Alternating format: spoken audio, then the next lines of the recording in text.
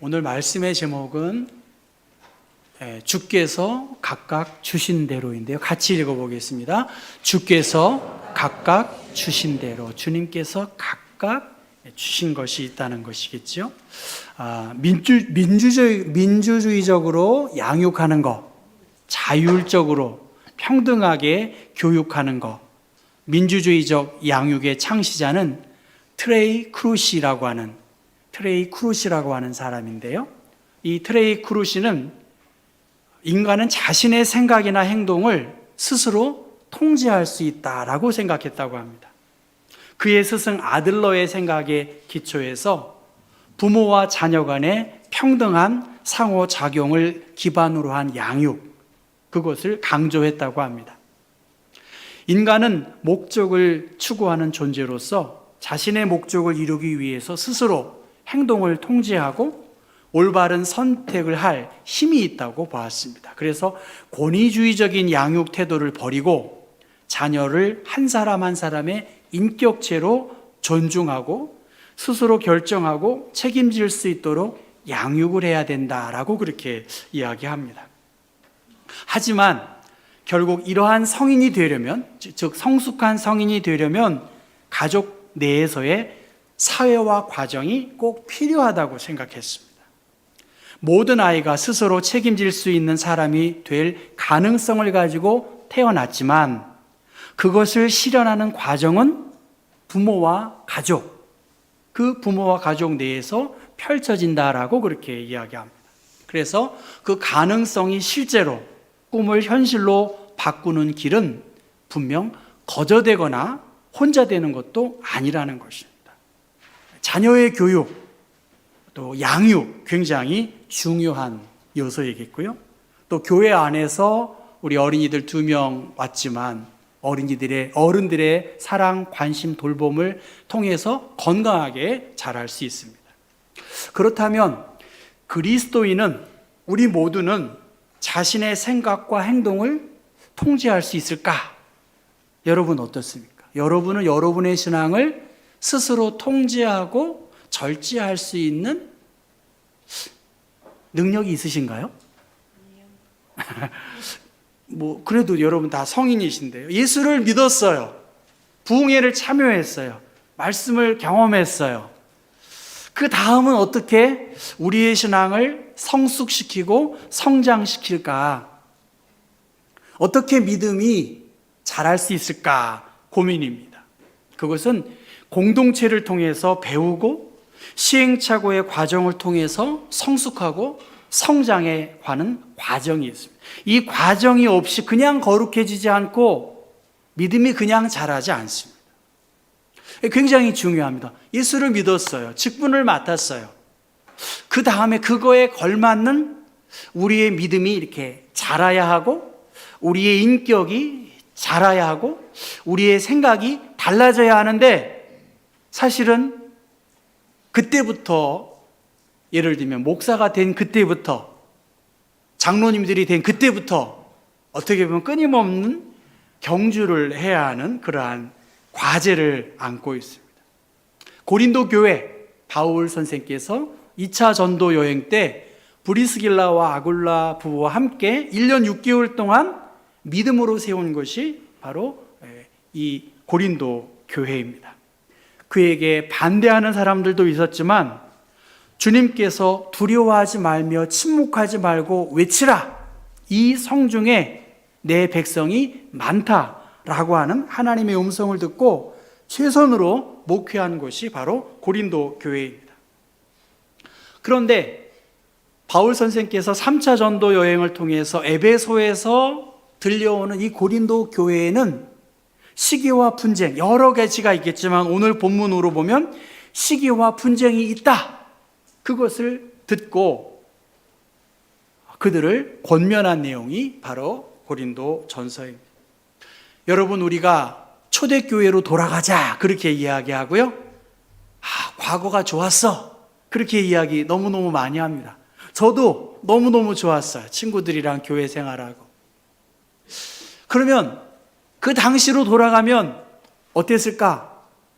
이런저런 어려운 일들이 많았어요. 초대교회 우리가 소망하는 초대교회지만 그 초대교회에도 시기와 질투가 있었고요. 자리의 높고 낮음으로 인해서 또 여인들의 갈등으로 인해서 어려움이 있었다는 것이 우리가 알고 있는 초대교회의 상황입니다. 그 가운데에서 오늘 고린도 교회의 문제인데요. 고린도전서 2장과 3장은 우리가 유심히 살펴보면 그 컨텍스트, 상황이 달라요. 2장 14절 한번 보겠습니다. 한번 2장 오늘 성경을 좀 보려고 그래요. 교회 올 땐 성경을 가지고 오셔야 되겠죠. 아니면 예배당에도 비치된 걸 가지고 오셔야 돼요. 2장 14절인데 같이 한번 읽어보겠습니다. 육에 속한 사람은 하나님의 성령의 일들을 받지 아니하나니 이는 그것들이 그에게는 어리석게 보임이요 또 그는 그것들을 알 수도 없나니 그러한 일은 영적으로 분별되기 때문이다. 그러니까 고린도전서 2장의 육적인 사람은 자연인이야. 성령을 알지 못하고 그냥 자연인, 그게 세속적인 사람, 그러한 상황입니다. 그러면 3장 1절은 뭐지요? 형제들아, 내가 신령한 자들이 있다는 거예요. 그러니까 자연인이 있고 육적인 사람이 있고 육에 속한 사람이 있고 2장 1절 앞부분에 신령한 자들이 있다, 영적인 사람이 있다, 그런 이야기 있고요. 그 다음에 1절 중간에 신령한 자들을 대함과 같이 너희에게 말할 수 없어서 뭐죠? 육신에 속한 자, 곧 그리스도 안에서 어린 아이들을 대함과 같이 하노라. 지금 육신에 속한 사람이다 그렇게 말합니다. 육에 속한 사람, 자연인이에요. 하나님을 알지 못하고 성령을 알지 못하는 사람인데요. 그리스도 안에 어린아이와 같은 자들을 대하는 육신에 속한 사람이 있다는 것입니다. 육신에 속한 사람. 그러니까 이 고린도전서 3장은 고린도 교회 안에 대상하는데 고린도 교회 안에는 신령한 사람들도 있었고 육신에 속한 사람이 있었다는 것입니다. 그러니까 교회 밖에서의 사람을 상대로 아니라 교회 안에도 육신에 속한 사람이 있다는 거예요. 그 육신에 속한 사람은 뭡니까? 어린아이와 같이 내가 그의 형편과 수준에 맞추겠다라고 하는 것이죠. 어른인데 어린아이처럼 그에게 젖을 먹이고 인격적으로 대우하겠다. 고린도 교회 안에 육신에 속한 사람이 있다는 거예요. 성령을 받았음에도 불구하고 여전히 육신 안에 거하는 사람, 자신의 생각과 고집에 갇혀 있는 사람, 모든 것을 다 아는 것처럼 그럼에도 불구하고 양육받지 않으려고 하는 사람, 진리에 대하여 고민하지 않는 사람, 어린아이와 같은 상태라는 거예요. 자신의 신분이 이미 영에 속한 존재임을 알아야 할 텐데 육에 속한 사람처럼 자기 마음대로 행동하는 거예요. 제대로 알지 못하면서 바울을 쫓고 디모데를 쫓고 뭐 아볼로를 쫓고 게바를 쫓고 막 이런 것이겠죠. 그러면서 그 지도자가 정말로 말하려고 하는 하나님을 쫓지 않고 그 지도자를 쫓는 것으로 인해서 갈등을 겪고 대립한 것이 바로 이 고린도 교회의 문제라는 것입니다. 한번 3절 본문 3절 4절 같이 읽어보겠습니다. 너희는 아직도 육신에 속한 자로다. 너희 가운데 시기와 분쟁이 있으니 어찌 육신에 속하여 사람을 따라 행함이 아니리요.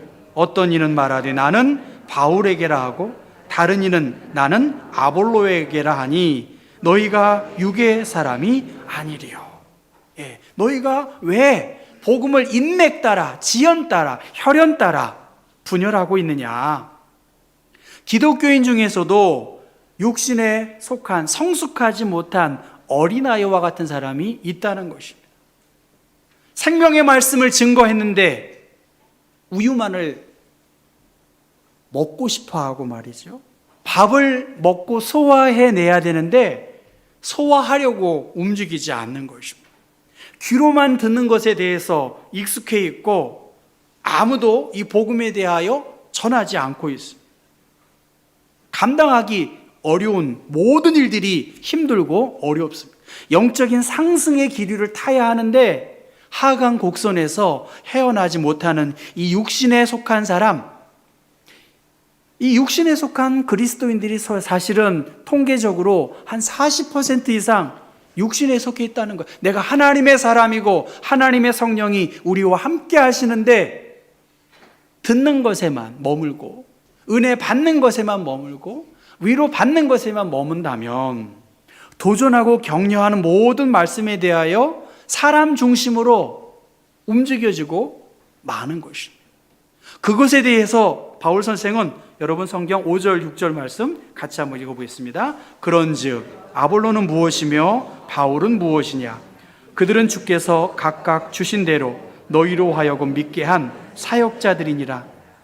나는 심었고 아볼로는 물을 주었으되 오직 하나님께서 자라나게 하셨다. 하나님이 자라나게 하시는데 하나님의 종된 사역자들, 이 사역자들의 가르침대로 왔다 갔다 해버리고 있는 것이지요. 이 복음 사역의 주인공은 하나님이시고 바울과 아볼로와 게바나 여러 사람들은 어떻게 보면 조연에 불과한 모든 일인데 왜 조연의 가르침이나 탐당에 무리 지어서 왕이신 하나님을 알지 못하고 아직도 그렇게 미성숙한 자리에 머물고 있느냐는 것입니다. 하나님의 지시를 수행하는 사람들, 여기 사역자들의 제 성경에는 집사라고 말했는데요. 주께서 각각 주신 대로 너희로 하여금 믿게 한 사역자들이다. 너희들은 영에 속한 하나님의 사역자들인데 왜 육신을 쫓아서 하나님을 믿는 사람답지 않게 생각하고 말하고 있느냐는 거예요. 지금 고린도 교회에 육신에 속한 사람이 육체적 나이가 어리지 않고요. 공부를 더 못한 사람들도 아니에요. 인격적으로 부족한 사람도 아니에요. 다 그럴듯해요. 다 그럴싸해요. 나이가 들고 공부를 많이 한다고 해서 그의 언행심사가 신앙적으로 성숙되지 않은 어린아이처럼 말하고 어린아이처럼 행동한다는 것, 그것을 경계하고 있습니다. 그렇다고 해서 여러분, 신령한 사람은 뭘까요? 아무리 해도 요동하지 않는 사람? 그런 사람이 영적인 사람일까요? 골방에 들어가서 무조건 기도만 하는 사람이 고상한 사람일까요? 여기서 말하는 영적인 사람, 인격적으로 하나님을 만나고 성숙한 사람.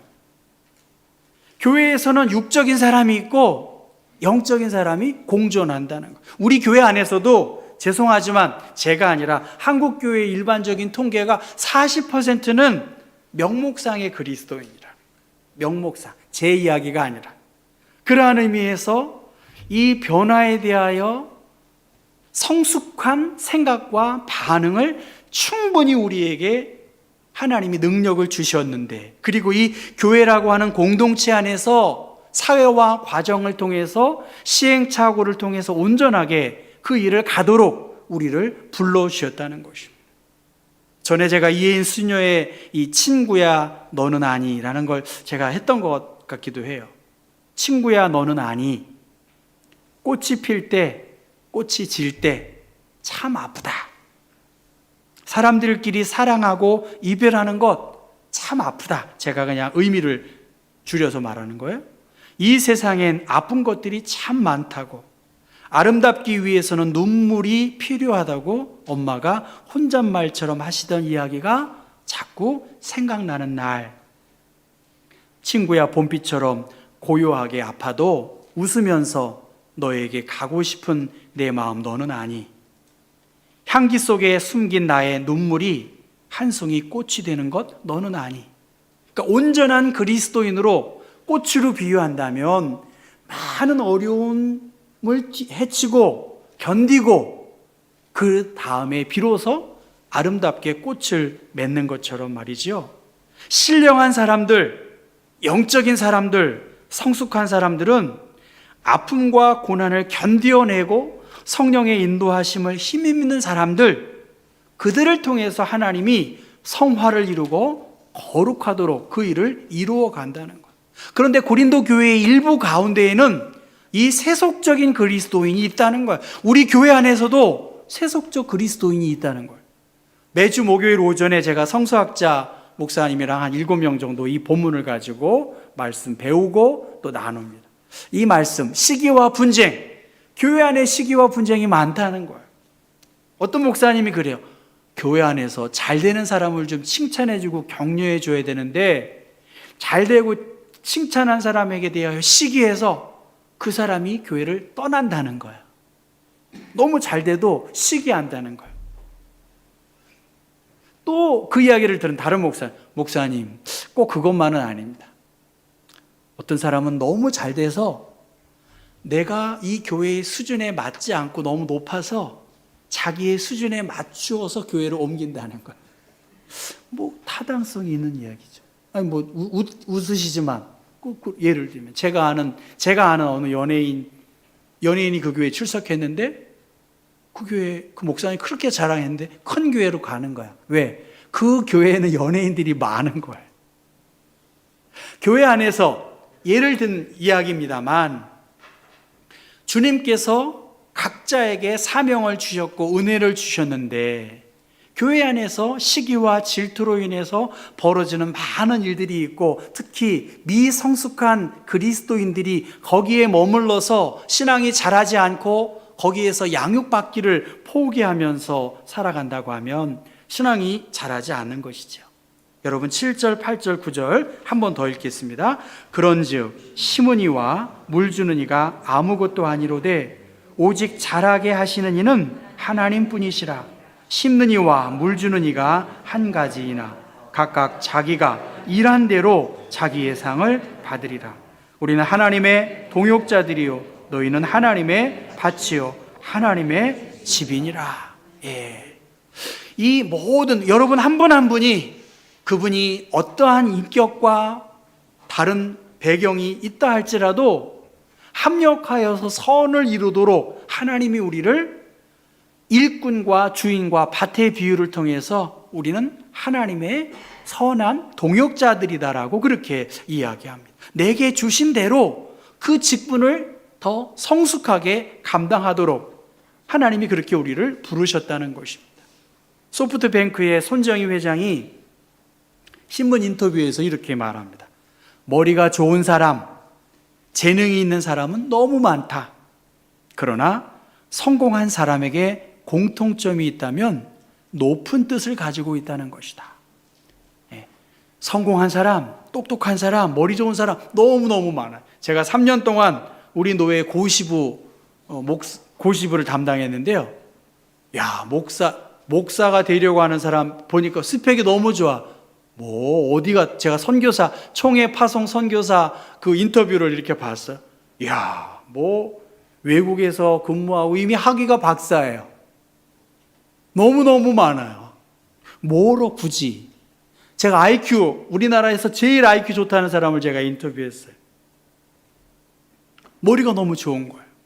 재능도 너무 많아요. 문제는 아무리 머리 좋고 아무리 스펙이 좋으면 뭐 하겠어요? 높은 뜻을 가지고 있어야 되겠죠. 제가 인터뷰하면서 우리는 이러한 비전과 목적을 가지고 나가야 되는 거 아니냐 그렇게 대화를 나누었거든요. 오늘 성경을 통해서 주시는 말씀, 머리 좋은 사람, 똑똑한 사람 너무너무 많습니다. 그런데 하나님이 기뻐하실 그 뜻을 품고 있는 사람들, 그 뜻을 이루기 위해서 달려가는 사람들, 예수님께서 이 교회를 세우셨고 이 교회를 통해서 수많은 생명들이 복음을 알고 기쁨과 자유함을 누리고 주님의 지상 명령을 이루기 위해서 이 교회로 모였으니 아볼로나 바울은 그 일을 돕는 역할을 하고 있고 그들을 통해서 하나님이 어떤 분이신지를 표현해야 되겠죠. 아무리 좋은 피아노 연주자가 연주합니다. 정말로 잘 연주하는 연주자는 그 곡을 작곡한 사람이 생각나게 해야죠. 아무리 훌륭한 지휘자가 있다 할지라도 그의 테크니컬한 부분만이 아니라 이 곡을 작곡한 그 원저자의 뜻을 느끼도록 생각하도록 하는 것보다 더 훌륭한 연주자, 지휘자는 없을 것입니다. 바울과 아볼로, 그들은 복음을 뿌렸고 그 뿌린 복음에 물을 준 사람입니다. 그런데 거기에 그들에 대하여 누가 더 중요하다고 싸우고 한 모든 행동들은 어리석은 모습인 것이죠. 우리 안에 주님께서 각각 주신 지혜와 달란트가 있고요. 그 달란트를 통해서 하나님이 어떤 분이신지를 드러내야 할 그 구체적인 실습의 장이 교회 생활이에요. 인터넷에 얼마나 훌륭한 목사의 설교가 많습니까? 저는 충분히 거기에서 여러분 듣고 계실 것이라고 보고, 문제는 우리의 신앙과 인격을 구체화하고 이 시행착오를 통해서 거룩한 그리스도인으로 교제의 폭을 넓혀가는 영적인 사람, 상 받을 수 있는 사람은 교회의 주인이 하나님이시고 내 본분을 잃지 않고 그 일을 향해 달려가는 사람들입니다. 헬리나 오웬이라고 하는 카톨릭 사제이면서 영성가는 우연히 고개, 여러분 옛날 같으면 공중 그네 타는 거 보셨죠? 저는 그때 옛날에는 볼 게 별로 없잖아요. 그거 재밌게 봤는데 제가 뭔 말인지 아시죠? 그네 탈 때 이 사람이 이렇게 타이밍을 맞추다가 어떻게 합니까? 휙 날아가잖아요. 그러면 그 타이밍에 맞춰서 확 잡는 그 공중 고개를 우연히 관람하면서 믿음이 무엇인지를 그는 깨닫게 되면서 손뼉을 쳤다. 저게 믿음이다. 나를 잡아주실 것이라고 그 사람을 믿고 자기의 전 존재를 맡기는 그러한 마음이 바로 믿음이라는 거고요. 그러한 사람에게 하나님은 각각 주신 대로 우리에게 상을 베푸실 거예요. 일상이 아닐 수 있다. 신문 조그만 스크랩. 일상이 아닐 수 있다. 그분은 교회를 오래 다닌 사람이야. 그럼 어느 날 교회에 온 거예요. 목사님, 어느 날 목사님의 설교가 들렸어요. 그리고 말씀이 들려서 이렇게 깨달아져요. 그렇게 이야기하는 거예요. 제가 LA에 가서 제가 아는 분, 장로님 아들, 저랑 동갑인데 그 부인이랑 이야기하는데 저한테 그래요. 목사님, 제 세대의 말로는 오렌지족이에요. 그 자매님은 오렌지족. 저한테 그래요. 목사님, 어느 날 집안에 있는데 성령께서 그냥 다가오셨다는 거예요. 그래서 자기의 모든 그 염려와 걱정과 모든 문제가 해결되어서 자기가 거듭난 그리스도인이 되었대요. 일상이 아닐 수 있다는 거예요. 여러분 한 분 한 분이 주님께서 이미 우리에게 은혜와 성령을 주셨어요. 우리 경복교회의 사회화 과정과 신도회와 구역 활동을 통해서 하나님은 우리에게 하나님의 사람으로 더 성숙시킬 수 있는 많은 가능성을 주셨습니다. 사람 사는 데는 다 똑같지요. 그러나 우리는 왕 대신 하나님을 믿기 때문에 높은 차원의 꿈을 가지고 말이죠. 이 교회 공동체 안에서 하나님이 이루실 일들에 대하여 지금은 별로 변화가 없는 것 같아. 그럼에도 불구하고 고린도 교회를 통해서 신령한 사람들을 통해서 육신에 속한 그리스도인들을 통해서 다시 한번 성장하고 성숙하도록 할 기회를 주셨고 그 복음의 능력에 참여한 백성들에게 자기의 일한 대로 하나님이 상을 주시겠다라고 말씀하셨습니다. 여러분, 신앙생활이 그렇게 쉽지 않겠다. 이렇게 오셔서 예배 드리는 거 너무나 감사한 일인데 바라기는 그냥 저절로 아니라 옛날에 부흥회 때 콩나물에 물 줄도 믿음 잘한다? 물론 그럴 수도 있지만 결단해야 된다. 물을 맞고 말이죠. 맞고 사모하고 갈급하는 자에게 각각 주님께서 상 주시는 성령을 우리에게 부어주시고 기쁨을 우리에게 주시고 나는 할 수 없지만 하나님이 기뻐하시는 일에 생각을 가지고 꿈을 가질 때 이 모든 부족함을 아시는 주님이 넉넉하게 우리에게 상을 주실 것으로 확신하고 더 다름질하시기를 주님의 이름으로 축원합니다. 함께